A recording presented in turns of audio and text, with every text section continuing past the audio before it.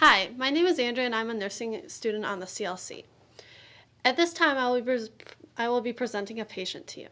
Patient is a 69-year-old male Caucasian. His former job was a worker in a steel iron factory, but is now retired. Patient was admitted to the VA hospital on February 16, 2014 for evaluation and treatment of possible head trauma, head pain, and hallucinations.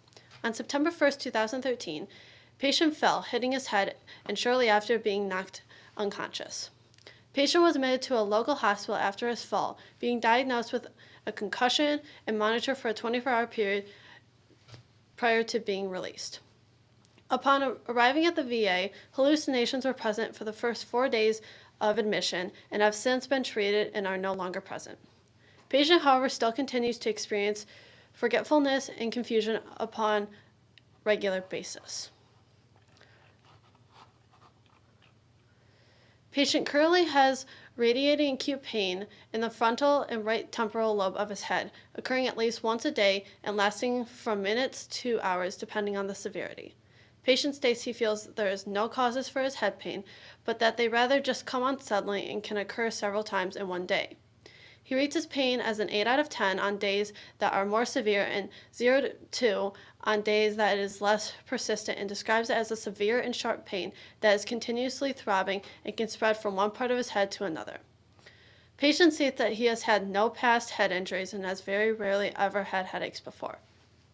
When performing basic activities of daily living, patient states he is able to perform all such activities. However, when bending his upper body and head down and towards the ground, it causes increased pain and pressure throughout his head and leads to instability. Patient is unsteady on his feet and requires assistance to get around, often using a wheelchair, but continues to work out and move as much as possible.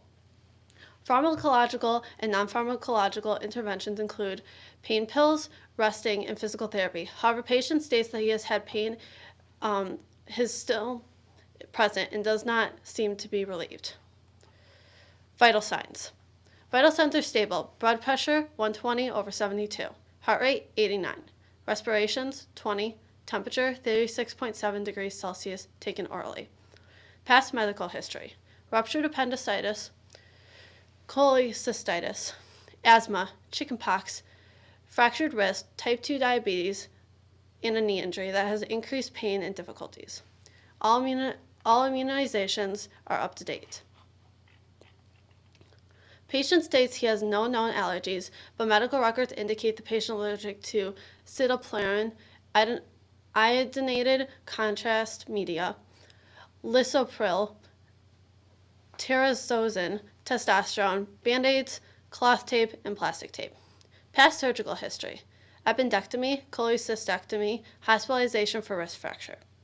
Patient is on numerous medications for pain, vital supplements, constipation, bladder control, and insulin. Patient is also on numerous medications for blood pressure and depression, however denies any past history of blood pressure problems or depression. Functional assessment.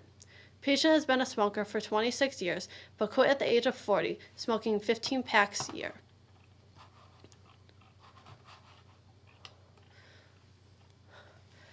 Patient states he drank alcoholic beverages usually 4 times a night on a daily basis up until the age of 40 when he became sober.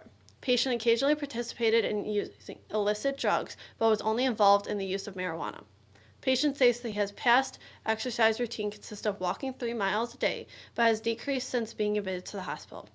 Patient denies any sleeping disorders, eating difficulties, and drinks on average a whole pot of coffee per day. Patient states his nutrition is very imbalanced, eating fast food at least once a day and very rarely consuming any source of fruits or vegetables. Psychological history. Patient currently lives alone and is no longer married as a result of a divorce. He states he has lots of family and friends for support and is very close with them. Patient's mother, father, and 7 kids are still living. Patient denies any stress or self-esteem issues. Patient states that he does not need any coping mechanisms because he is able to handle stress without any struggles and denies any outside stressors. Although the patient identifies himself as Catholic, he is not heavily involved in the church, only going when occasion or necessary for major holidays. Family history. Father has a history of heart disease and diabetes. His brother also has diabetes. Strokes are present on both sides of the family, being the cause for patients' grandmothers on mom's side of the family and grandpa on dad's side of the family's deaths. No history of cancer is present. Neurological. Patient's current neurological traumas are a priority concern for him, therefore it is imperative to perform a neurological assessment.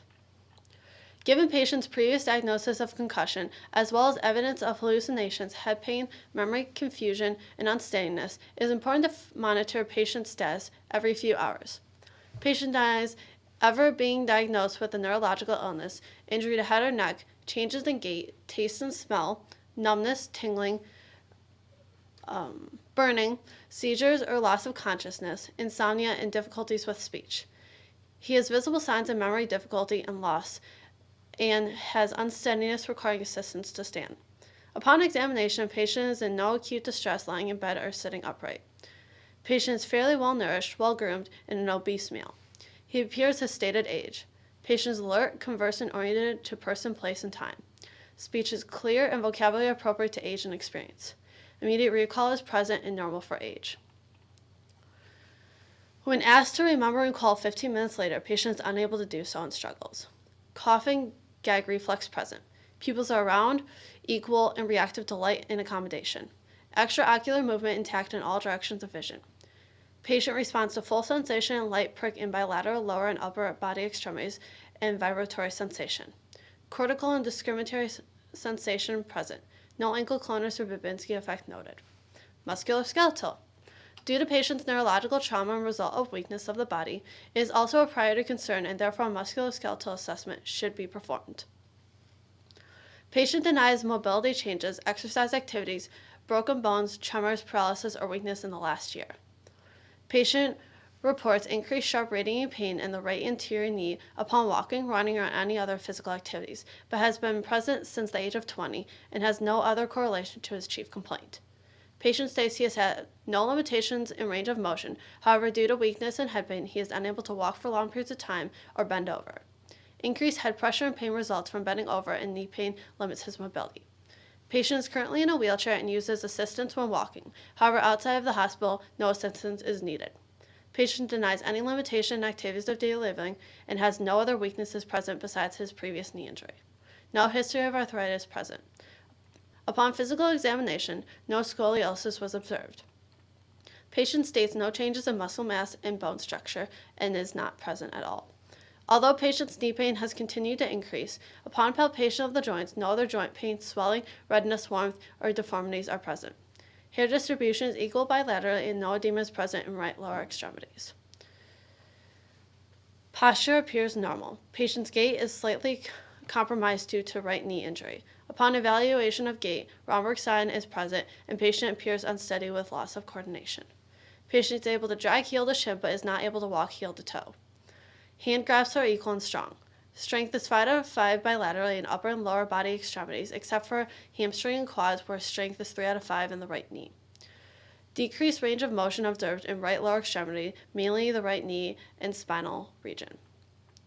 Patient was not able to perform full flexion or extension at the right knee joint, as well as full flexion or extension of the spine. No pain present upon flexion or extension of the knee. However, pain states increased pain in head upon flexion and extension of the spine. Negative for crepitus. Pertinent system number 2. Pertinent system number 1. Respiratory. Patient was a smoker for 26 years before quitting at the age of 40. Patient started smoking at the age of 14 and has smoked 15 packs a year. Patient currently has asthma and uses an inhaler twice a day. According to an article and journal from the CDC on health effects of cigarette smoking, smoking can cause irreversible lung disease by damaging one's airways, alveoli, and cilia inside, limiting expandability of the lungs and turning the lungs charcoal black. If you have asthma, tobacco smoke can trigger an attack or make an attack worse, which the patient states very often occurs. In addition to the irreversibility of the effects of smoking on the lungs, studies found that the lung disease such as COPD can lead to emphysema and chronic bronchitis, 2 diseases that occur despite quitting smoking. Because of these findings, it is important to evaluate and assess the patient's respiratory abilities and to monitor any possible signs of beginning stage emphysema, as well as difficulties breathing due to decrease in expandability of the lungs and asthma. A better understanding of possible respiratory and lung diseases that may occur as a result of smoking and how to manage them, if present, is pertinent for patients to be informed about to help prevent morbidity and suffering, as well as mortality, and prepare them for the years ahead. Pertinent system number 2, cardiac. Some of the patient's comorbidities include type 2 diabetes, hypertension, although denied by the patient, obesity, and poor diet. Together, these factors put him at possible risk for cardiovascular disease. According to an article about psychological health and medicine, age, blood pressure, cholesterol activity levels, and diet play important roles in the risk factors for cardiovascular disease. In addition, the patient states he has a family history of heart failure on his dad's side, which predisposes him to other risk factors for cardiac problems. This, in turn, makes it important and pertinent to also perform a cardiac assessment.